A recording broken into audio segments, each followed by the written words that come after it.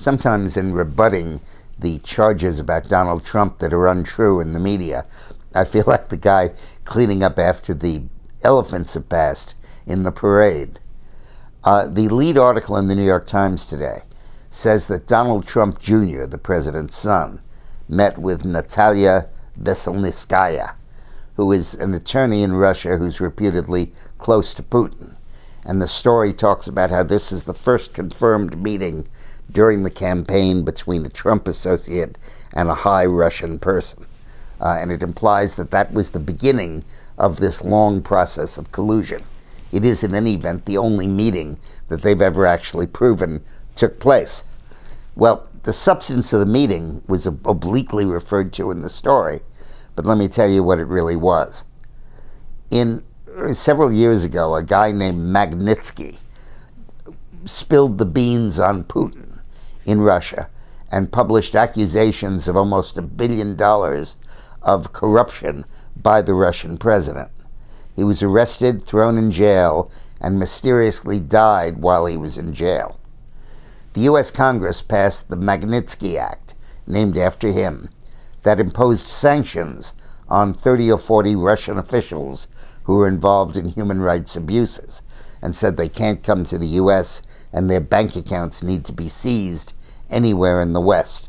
That enraged Putin, and in response he canceled all programs for the adoption of Russian children by American families, and those adoptions were totally halted.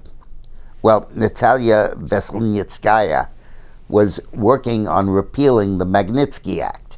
She was, in effect, a lobbyist in the United States trying to get Congress to repeal the act, and her deal was that this would rekindle the flow of needy Russian children to Western couples anxious to adopt them. And with that humanitarian appeal, plus the indication that perhaps she had dirt on Hillary, Trump Jr. agreed to meet with her. And that's what the meeting was about, nothing else.